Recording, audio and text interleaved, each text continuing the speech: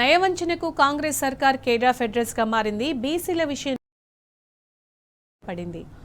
బీసీలకు 42% రిజర్వేషన్లు ఇస్తామని ఇన్నాళ్లు నమ్మబడి అసలు సమయానికి నెత్తిన శటగోపం పెట్టింది. గతంలో ఇచ్చిన 23% రిజర్వేషన్లను సైతం దక్కనివ్వకుండా ఆ వర్గం ప్రజలకు అన్యాయం చేసింది. కేవలం 17% స్థానాలను మాత్రమే కట్టబెట్టింది. దీనిపై బీసీ సంఘాల నేతలు తీవ్ర స్థాయిలో మండిపడుతున్నారు.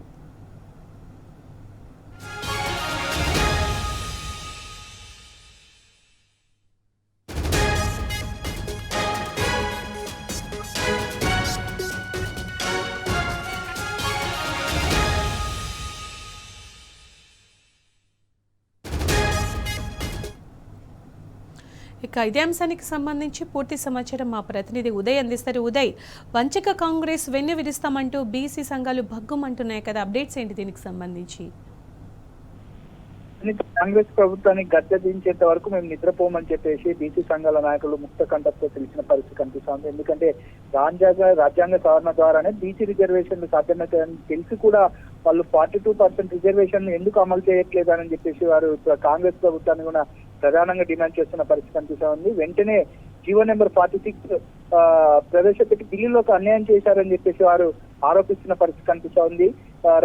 రాష్ట్రంలో రిజర్వేషన్ల విషయంలో బీసీలను వెనుకడుగు వేస్తున్న పరిస్థితి కాంగ్రెస్ తీసుకొస్తుందని చెప్పేసి వారు చెప్తున్న పరిస్థితి కనిపిస్తోంది. మరోపక్క ఉదయం లిబర్టీ చౌరస్తా నుంచి అంబేద్కర్ స్టాచ్యూ వరకు కూడా బీసీ సంఘాల నాయకులు, బీసీలు విద్యార్థులు, అటు బీసీ సంఘాల నాయకులు కూడా ర్యాలీ ద్వారా కూడా అక్కడికి వచ్చి ఈ నిరసన కార్యక్రమం తెలియజేసిన పరిస్థితి కూడా మనం చూస్తా ఉన్నాం. కామారెడ్డిలో బీసీ డిక్లరేషన్ ని ఏ విధంగా చెప్పిరో అదే విధంగా కూడా అమలు చేయాలని చెప్పేసి వారు ప్రధానంగా కాంగ్రెస్ ప్రభుత్వాన్ని కూడా డిమాండ్ చేస్తున్న పరిస్థితి కనిపిస్తోంది. రాష్ట్రంలో కూడా లోకల్ బాడీ ఎన్నికలు జరుగుతున్న నేపథ్యంలో బీసీలకు తీవ్రమైన అన్యాయం జరుగుతుందని చెప్పేసి వారు ఆరోపిస్తున్న పరిస్థితి కూడా మనం చూస్తా ఉన్నాం. తెలంగాణ రాష్ట్ర వ్యాప్తంగా 12,735 గ్రామ పంచాయతీలో కేవలం 2,170 కల్పించారని చెప్పేసి వారు ఆరోపిస్తున్న పరిస్థితి కనిపిస్తుంది. ఇదే విధంగా ఇలాగే కానీ కొనసాగితే మాత్రం బీసీలు తీవ్రమైన నష్టపోతారని చెప్పేసి వారు చెప్తున్న పరిస్థితి కనిపిస్తుంది.